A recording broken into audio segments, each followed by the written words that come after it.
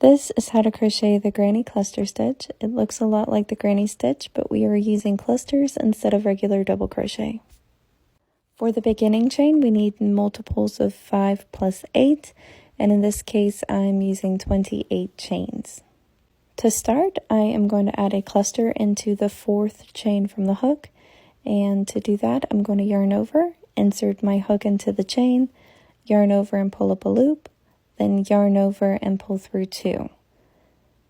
Then before finishing this double crochet, I'm going to yarn over again and insert my hook back into the same chain, yarn over and pull up a loop, and then yarn over and pull through 2,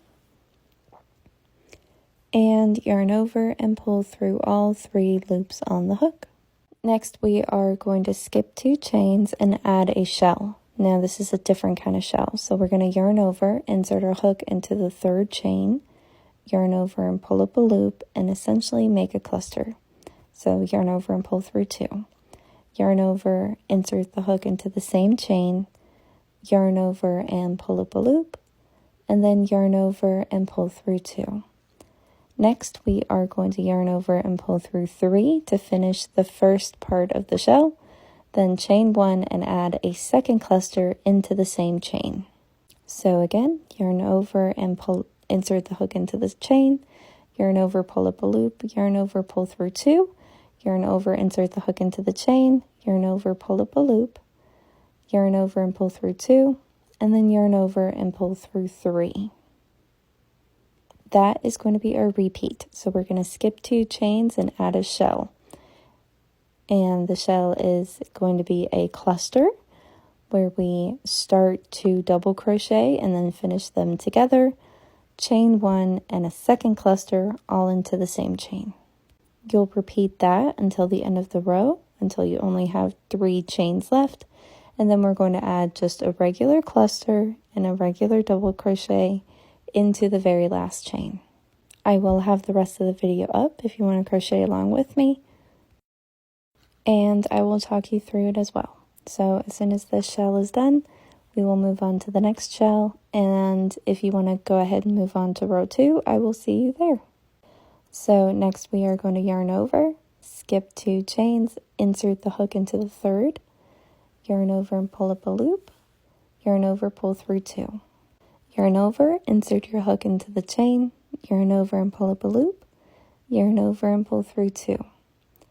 Yarn over and pull through all 3 loops. Chain 1, yarn over, insert the hook into the chain, yarn over and pull up a loop, yarn over, pull through 2, yarn over, insert the hook into the chain, yarn over, pull up a loop, yarn over, pull through 2, yarn over and pull through 3.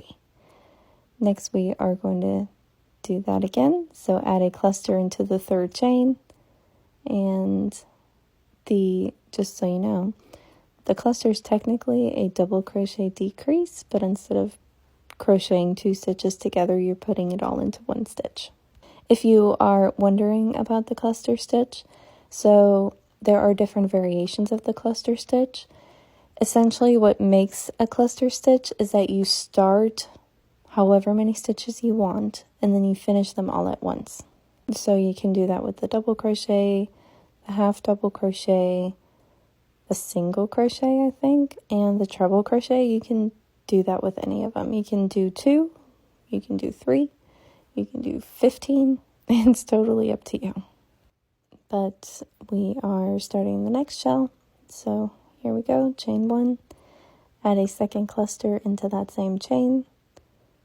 So start the first double crochet and then start the second double crochet and then finish both double crochet. I am also going to point out my middle finger and thumb again. I do that every single time.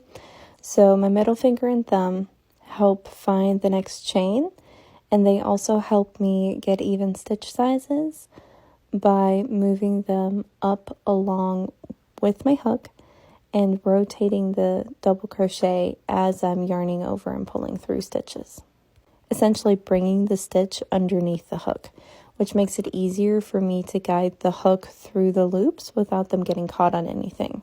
This is especially important when you're working through multiple loops at once, like anything more than 2, because your hook is more likely to get stuck on that.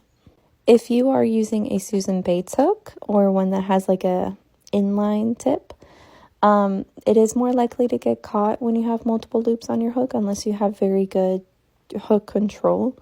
So I would I would recommend using a tapered hook, which means it has more of a rounded tip, for anything that puts multiple loops onto your hook.